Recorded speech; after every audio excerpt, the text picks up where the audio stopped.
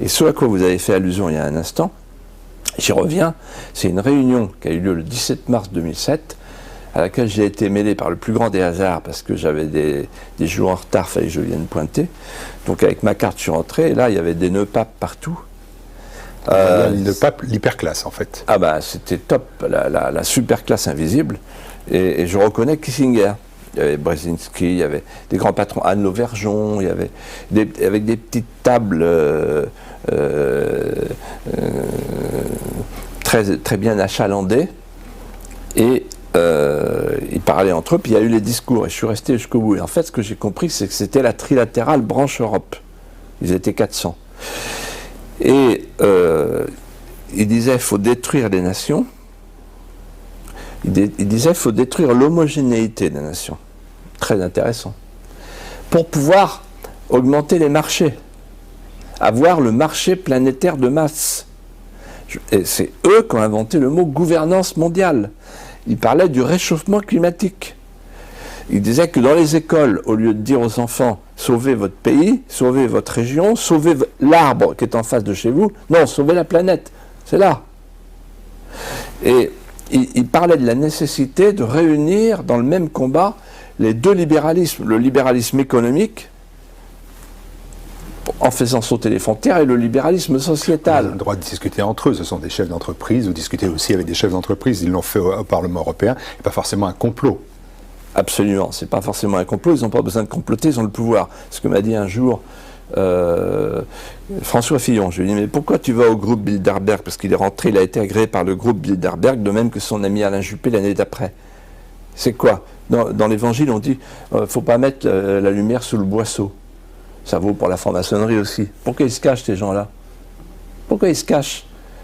Il vous a répondu quoi? Et il m'a répondu, incroyable la réponse, il m'a dit, que veux-tu, c'est eux qui nous gouvernent. Voilà. Donc en fait, le groupe Bilderberg, la trilatérale, ça existe. Alors, la différence entre moi et beaucoup d'autres, c'est beaucoup de gens disent, ah, c'est le complot, la conspiration mondiale. Non, mais non, ils ont le pouvoir. Ils ont le pouvoir. Et là, ils parlaient de quoi? C'est pas une conversation, là. Ils disaient, voilà les objectifs. Et parmi les objectifs, ce jour-là, en 2007, il y avait le fameux traité transatlantique. Et ce traité transatlantique qui se prépare, c'est un traité qui va installer un tribunal arbitral privé permettant aux entreprises multinationales, nationales, de traîner les États, de faire condamner les puissances publiques. C'est un traité dans lequel, par exemple, les appellations contrôlées, les appellations protégées disparaîtront. Et on nous imposera le poulet, le javel, etc. Donc en fait, c'est un traité qui va faire découvrir ce qu'est le fameux rêve européen. Le rêve européen n'était pas de construire une nation nouvelle à la place des nations défuntes à Maastricht. Le rêve européen, c'était de livrer un espace sans nation, sans gouvernement, sans démocratie, sans limite territoriale, de le livrer au marché planétaire de masse sous clé américaine. Et quand on disait ça, nous les conscrits de Maastricht, des gens comme Séguin, Pasqua, Chevènement et Le Pen, on nous disait vous êtes des menteurs, vous exagérez. En fait, on était en dessous de la réalité. En deçà. Allez, on va s'occuper un peu de la crapaudaille pendant quelques instants. Et là, vous ne les flinguez pas, mais vous n'êtes quand même pas aimable. Vous dites par exemple que Sarkozy, Juppé et Fillon ne sont pas des hommes de doctrine, mais des hommes de marketing. Oui. C'est cruel. C'est pas flingage. C'est pas... c'est encore plus cruel que tout. Oui, c'est pas cruel, est-ce que c'est vrai? Voilà, la question, elle est là. Est-ce que c'est vrai? Non, mais on est dans qui ont des convictions. Non, mais on est dans une société. Fillon a écrit un livre comme vous d'ailleurs. Oui, non, mais là, vous voulez me faire sortir de mes gonds. Non, mais je pose une question simple. Il vient d'écrire un livre qui marche bien aussi d'ailleurs. Alors, vous savez, je vais vous raconter une histoire. Faire. Que je n'ai pas racontée dans mon livre d'ailleurs. Mais qu'est-ce que ça veut dire le marketing? Un jour, je me souviens, il y avait la préparation d'une émission qui s'appelle 7 sur 7. Il y avait Michel Loire, il y avait François Léotard, il y avait Juppé qui était là. Et il y avait Fillon aussi. Et il préparait avec un spécialiste de marketing, avec des spécialistes de marketing. Et les spécialistes de marketing disaient aux hommes politiques, écoutez-moi bien, pas du tout sur un mode humoristique. Ils disaient, vous êtes des produits. Vous comprenez ça? Vous êtes des produits. On est à l'ère de la télévision de masse. Et donc, vous êtes des produits de grande surface. Donc, en fait, vous êtes des yaourts. Donc les gens, ils prennent un yaourt, il faut qu'il soit crémeux à cœur, le fond près du couvercle, parce qu'il faut que le fabricant s'en tire. Donc il n'y a pas trop de crème. Voilà. Ben, vous êtes ça. Voilà. Et alors Michel Noir, je les vois tous là. Bon. Et donc, qu'est-ce qu'ils pensent ces gens-là? Je vais vous dire ce qu'ils pensent. Ils pensent à eux-mêmes. Ils pensent à rien sur la France. L'histoire de France ne les concerne pas. D'ailleurs, ils ne la connaissent pas. Mais ils pensent à eux-mêmes. Restons sur Fillon, c'est un homme du terroir. Du même terroir, c'est les Pays de la Loire. C'est un homme de terroir, c'est un homme qui est monté à la capitale, qui a aussi s'est battu, qui écrit des livres, qui a des convictions. Pourquoi il serait intégré, lui, ou quelques autres, dans cet antième qu'on connaît bien, qui sont tous pourris? Alors,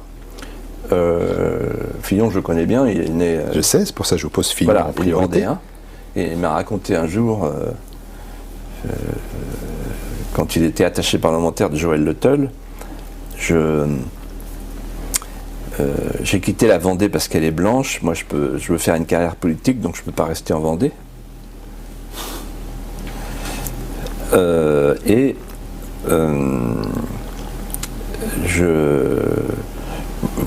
Voilà, donc ça commence comme ça. Donc il se déracine et il va dans la Sarthe.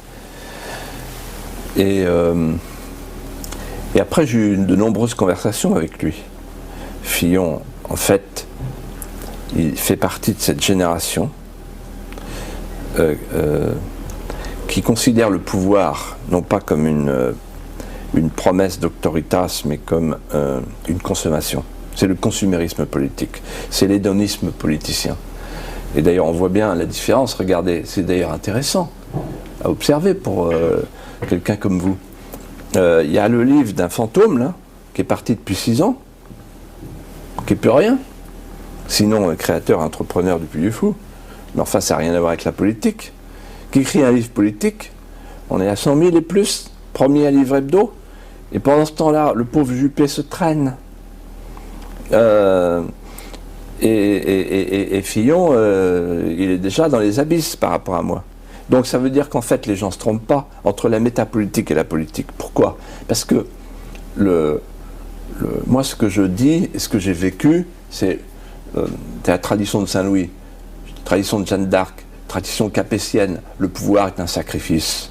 On m'a toujours appris ça. C'est pour ça que je suis parti. Je suis parti du jour au lendemain. Parce que tous les matins, je me disais en ouvrant mes volets, aujourd'hui encore, je vais boire un bol de crapaud.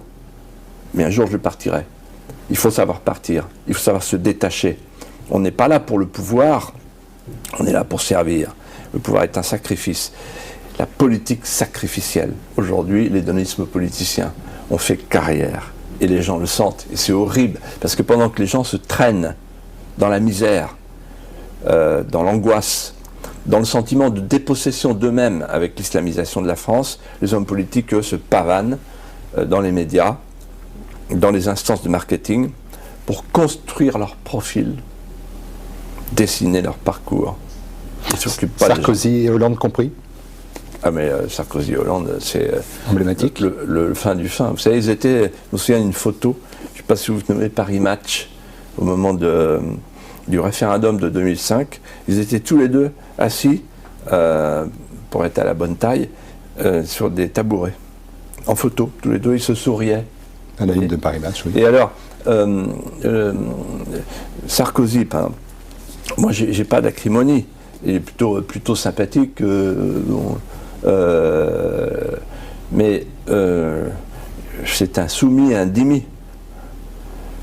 Il s'est soumis à l'Amérique en faisant rentrer la France dans l'OTAN, un fait. il s'est soumis à l'islam en créant le Conseil supérieur, etc., alors que l'islam sunnite n'entrera jamais là-dedans, il le sait très bien. L'islam de France, c'est complètement aberrant. Il n'y a pas d'islam de France. Voilà. Et l'islam tout court, c'est l'Oumma. Donc il est ignare, comme Juppé, qui n'a jamais lu le Coran. Et puis enfin, il s'est soumis à Bruxelles. Il a quand même trahi les Français, qui ont voté non. Il a fait le traité de Lisbonne. Et puis Hollande a continué. C'est-à-dire que ces gens-là, quand ils sont à Paris, ils expliquent pendant tout l'été aux agriculteurs français, il faut acheter français. Vous vous souvenez de ça, avec le FOL? Il faut acheter français, Mais c'est pas possible. Ils ont signé des traités qui interdisent ça. Donc comment peut-on d'une main signer des traités qui affaiblissent la France, qui la livrent aux commissaires, aux banquiers, aux prétoriens, à tous ces gens qui sont des gnomes, des gnomes qui veulent détruire les nations. Et en même temps, comment ils peuvent s'adresser aux Français et dire on va essayer d'arranger vos affaires et de mettre un peu d'ordre dans tout ça et de la sécurité, etc. Alors, cette crise de l'euro, la sortie de la crise européenne, c'est le leitmotiv de François Hollande. D'un certain point de vue, lui qui n'est pas étouffé par la quotidienneté, en gros, sa théorie, c'est les crises sont cycliques et toutes les mesures que nous prenons aujourd'hui, c'est en attente du début de la relance à venir, nécessaire parce que les crises sont cycliques dans le capitalisme. Vous partagez cette forme d'optimisme raisonnable du président Hollande? Je ne partage pas beaucoup cette vision. Je ne crois pas que les crises soient cycliques. Permettez-moi de rappeler que de 1945 à 1972 ou 13, il n'y a jamais, ça fait près de 30 ans, jamais eu de crise financière. Pas de crise cyclique. On savait faire. On a méthodiquement cassé tous les régulateurs qui empêchaient ça depuis. La Banque de France a été créée en 1801 et jusqu'en 1974, ça fait quand même du temps, hein, oui, c'est pas la quotidienneté, elle finançait l'État sans intérêt. Sans intérêt. Mmh.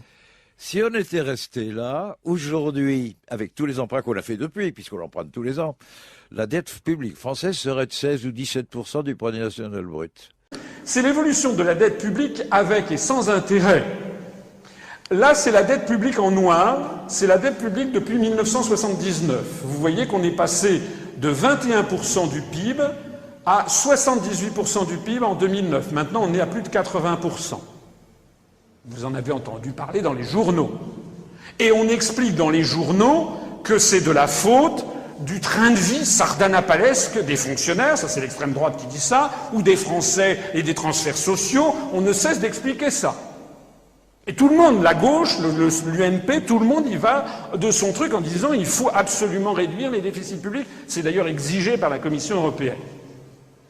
Ce que personne ne dit, ou ce que l'on dit moins, c'est que dans cette augmentation, vous avez ici en violet, c'est le cumul des intérêts qui doivent être payés aux banques et qui n'existaient pas avant. C'est-à-dire que si nous étions restés sous l'empire de la loi d'avant 1973, voilà quelle aurait été l'évolution de la dette calculée sans intérêt. Actuellement, notre dette serait de 9% du PIB. D'ailleurs, on voit qu'il y a eu des efforts très sévères qui ont été faits. Parce que depuis 15 ans, moi, j'ai été en cabinet ministériel, j'ai été directeur de cabinet de ministre. Je vous assure que dans tous les ministères, il n'y a plus que la peau sur les os. Ça a été sans arrêt des coupes budgétaires. Vous savez que les fonctionnaires, d'ailleurs, ne sont pas remplacés. Pour un nombre d'importants d'entre eux. Vous savez aussi qu'il y a eu des transferts vers les collectivités publiques. Donc on voit qu'il y a eu un effort très singulier qui a été fait. Et néanmoins, la dette ne cesse d'augmenter parce que c'est le cumul des intérêts qui sont de l'argent qui sont siphonnés par les banques privées. Mais en 1974, on a eu une loi stupéfiante qui s'appelle la loi bancaire, qui a interdit à l'État de se financer sans intérêt auprès de la Banque de France et qui a obligé notre État, nous faisions comme les Allemands, tout le monde, c'était un peu la mode, c'était une façon de penser. On a obligé les États à aller se financer sur le marché financier privé à 4 ou 5%. Et du coup, notre dette, elle est maintenant à 90-91% du produit national brut. C'est un peu effrayant. Donc les règles du jeu sont là et maintenant on est coincé, il faut payer la dette. Un bon coup de bataille contre la spéculation avec les munitions mises par la Banque centrale, on gagne. Mais la Banque centrale n'a pas le droit de les mettre. Vous avez déjà dû entendre que la dette publique est provoquée par une mauvaise gestion des dépenses de l'État ou un manque de compétitivité, et que la seule manière de la résorber est de privatiser l'économie ou d'appliquer des plans d'austérité. Eh bien, sachez que ce sont des conneries. Il est mathématiquement impossible de résorber l'ensemble des dettes publiques et privées sans aborder la question de la création monétaire par le crédit avec intérêt, puisqu'elles en sont les causes naturelles. Si vous voulez résorber la dette, le premier prérequis indispensable est d'arrêter de faire couler le second robinet pour remplir la baignoire et d'utiliser plutôt le premier à bon escient. C'est-à-dire limiter le pouvoir de création monétaire aux seules banques centrales. C'est le seul moyen d'obtenir un système monétaire qui n'auto-alimente pas sa propre dette. Il y a une quarantaine d'années, les États se sont interdits l'accès à leur banque centrale sous prétexte que le premier robinet était parfois utilisé de manière abusive. Nous sommes arrivés aujourd'hui à la situation inverse, où le premier robinet manque cruellement et un autre l'a remplacé, remplissant l'économie de dettes impossibles à rembourser. Tout cela, ne l'oublions pas, au profit des grandes banques et de leurs créanciers. Je trouve déplorable qu'un sujet si crucial ne soit ne serait-ce que débattu par la classe politique, ni ne soit jamais traité dans les grands journaux. Cette spoliation de la nation commise au profit des banques privées a été rendue obligatoire par les traités européens. Parce que ça, je vous parlais de la loi de 73, mais désormais, le principe a été acté dans les traités. C'est l'article 123 du TFUE, du traité du fonctionnement. Il est interdit à la Banque centrale européenne, le TFUE a élargi à la BCE la même chose qu'aux banques centrales des États membres, si après dénommée Banque centrale nationale, d'accorder des découverts ou tout autre type de crédit aux institutions, organes ou organismes de l'Union, aux administrations centrales, aux autorités régionales ou locales, aux autres autorités publiques, aux autres organismes ou entreprises publiques des États membres. L'acquisition directe auprès d'eux par la Banque centrale européenne ou les banques centrales nationales des instruments de leur dette est également interdite. Sous des termes un peu techniques, il faut comprendre que ça veut dire ce que je viens de vous dire. Ça veut dire que ni la BCE ni les banques nationales, aucun des 27 États membres ne peut désormais faire ce qui avait été la règle depuis, depuis Jésus-Christ jusqu'à 1973. C'est donc la raison numéro 2 de sortir de l'Europe. Si nous voulons en finir avec un endettement public continuellement croissant qui résulte d'une spoliation de la nation par des banques privées, alors il faut obligatoirement que la France redonne à la Banque de France son pouvoir régalien de financement de l'État et des collectivités publiques. Ça veut donc dire que la France abroge l'article 25 de la loi de 1973 dont je parlais tout à l'heure, mais ça veut dire qu'il y a un article qui surplombe d'un point de vue juridique le tout qu'il faut également faire sauter, c'est l'article 123 du TFUE.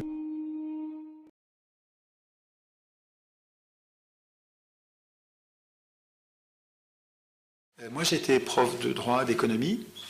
J'ai enseigné le droit à l'économie pendant 10 ans. Donc j'ai enseigné la création monétaire, comme tous les profs d'économie.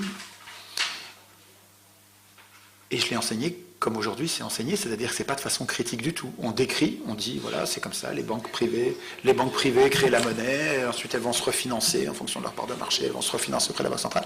Et puis je passe à un autre sujet, parce que quand on est à un cours d'économie, il y a plein de choses à voir, hein. Il n'y a pas que la monnaie, il y a le chômage, l'inflation, il y a plein d'autres choses. Ça m'a même pas effleuré, jusqu'à il y a 3-4 ans, ça m'a même pas effleuré de contester le système fondamentalement, structurellement, viscéralement, ça ne m'a pas effleuré d'être révolté. Et Frédéric Lordon, c'est un ami, c'est quelqu'un que j'aime beaucoup, avec qui on discute beaucoup, et qui me disait, quand je lui ai commencé à lui parler de création monétaire, en disant, mais c'est incroyable ce truc, quoi, les banques privées qui créent la monnaie, Frédéric me disait, mais enfin, tu tombes des nues, enfin, d'où tu sors, tout le monde sait ça, on apprend ça en première année de fac. Alors, c'est vrai qu'on apprend ça en première année de fac, mais on n'apprend pas à se révolter. On apprend en première année de fac que c'est comme ça, et c'est bien comme ça.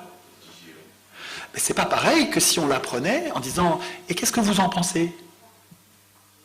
Parce que quand vous voyez comment ça marche, la création monétaire, mais il y a de quoi descendre dans la rue et foutre le bordel, un bordel noir. Enfin, c'est incroyable. Le cas caricatural, c'est les Américains. Les Américains, avant 1913, ils avaient une banque centrale, mais qui était encore sous contrôle des citoyens, plus ou moins. Et puis, ils n'avaient pas d'impôt sur le revenu. Ils n'avaient pas d'impôt sur le revenu. La même année, 1913, alors je veux dire, ils peuvent marquer cet anniversaire d'une pierre noire. La même année, les banquiers privés, 5 banquiers, ont réussi avec des manœuvres qui sont... Vraiment, il faut lire ça, quoi. C'est passionnant, il faut lire ça. Il y a 2 gars qui ont enquêté toute leur vie sur le sujet et qui ont retracé ça méticuleusement. C'est passionnant. 5 banquiers qui ont réussi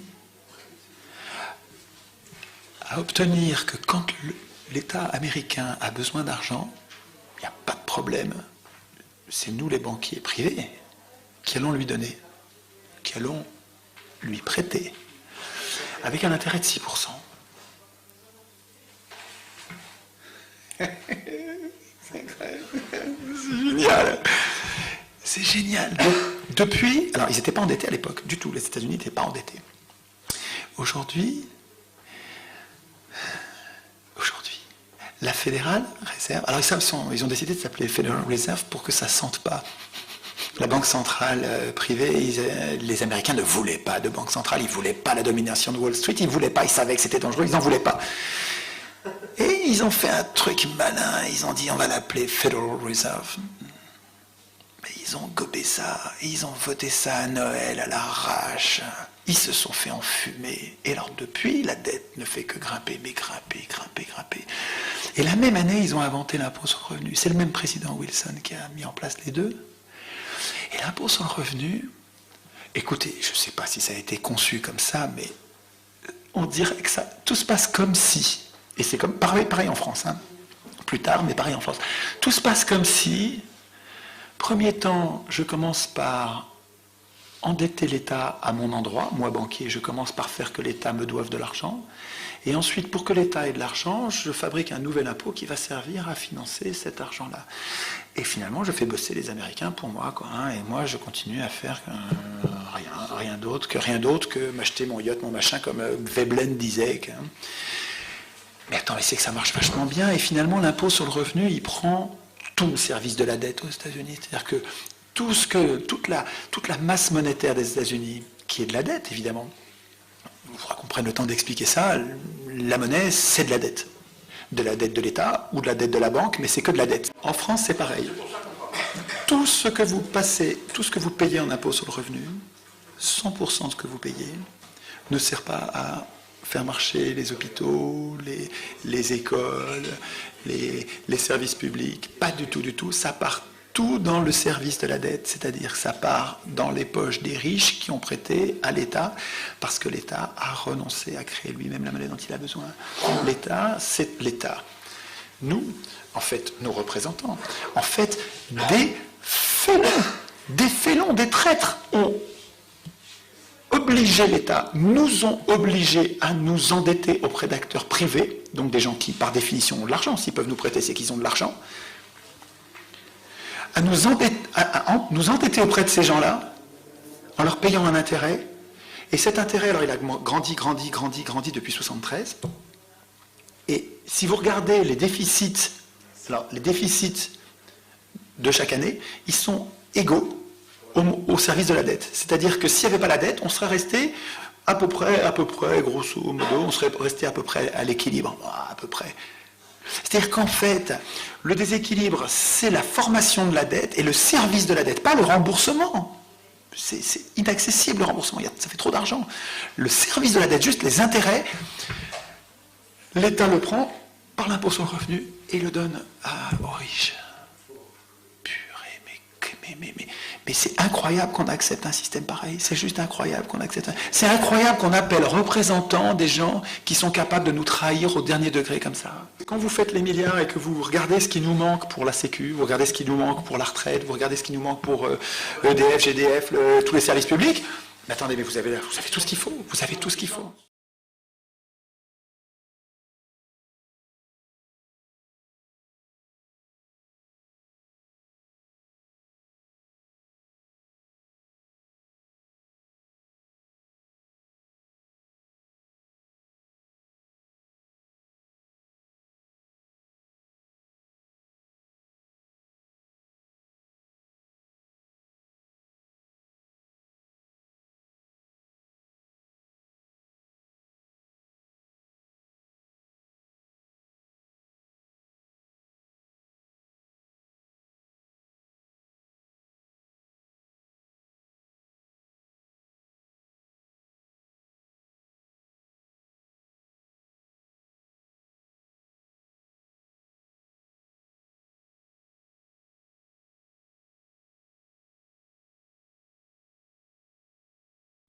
Marine Le Pen en robe de soirée. Cette scène inhabituelle a eu lieu mardi soir lors du très sélect gala en l'honneur des 100 personnalités les plus influentes du monde désignées par le magazine Time. Qu'est-ce qui vous a marqué dans l'actualité ? Oh, dans l'actualité, j'aurais tendance à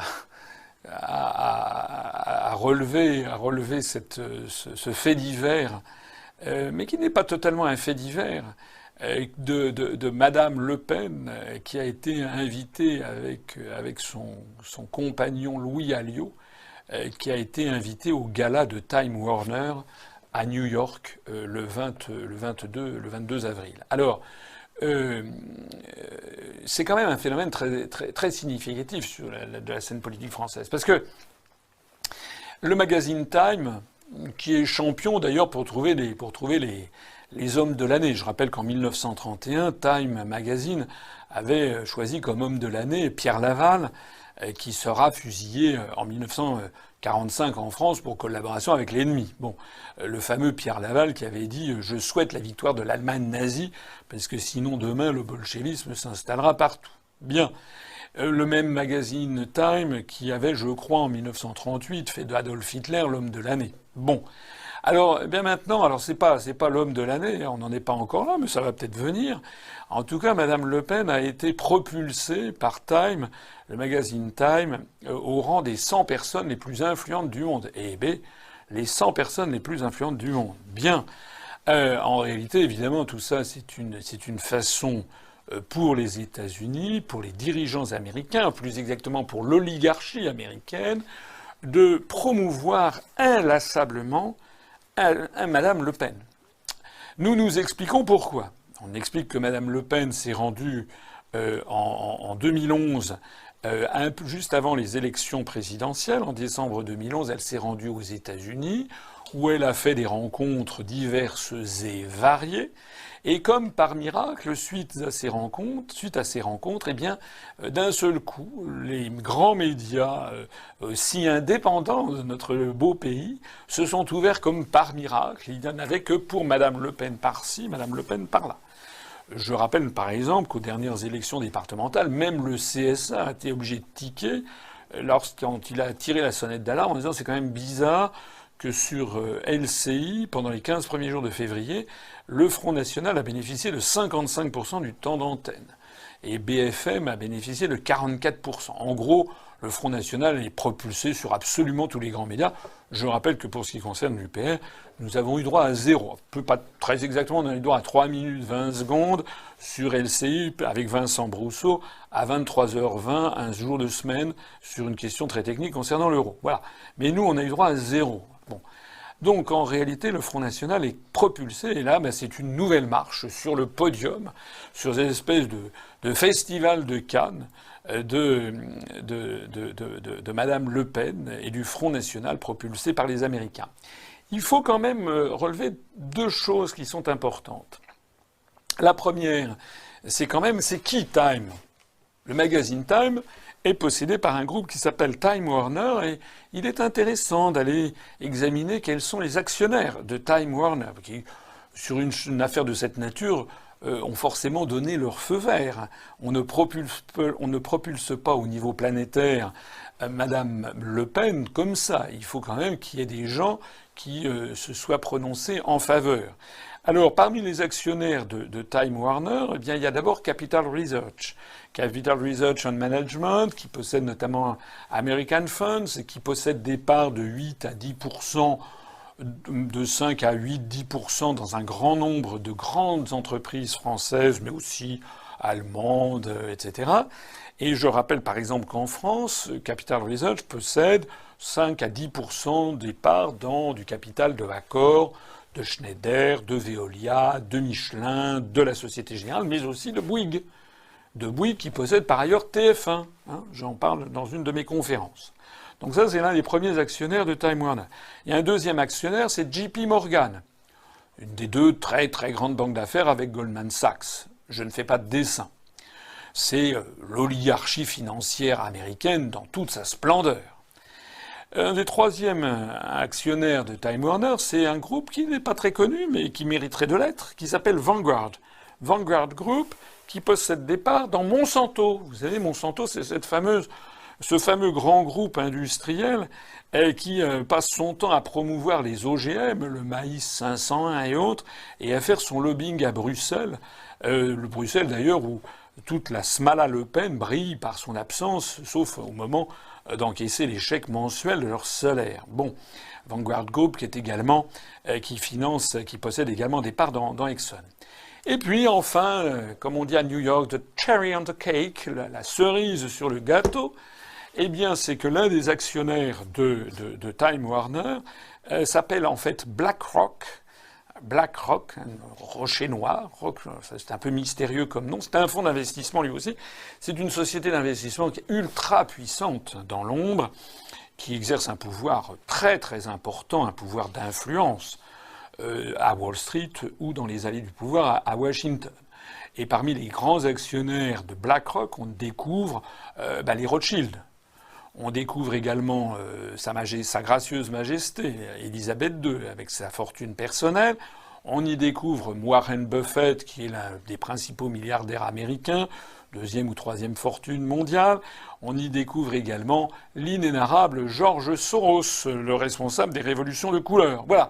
Donc tout ce petit monde possède Time Warner et qui a fait de Madame Le Pen l'une des 100 personnes les plus influentes de l'année et qui ne cesse de la promouvoir devant les écrans des Français ébobis. Voilà, cherchez l'erreur.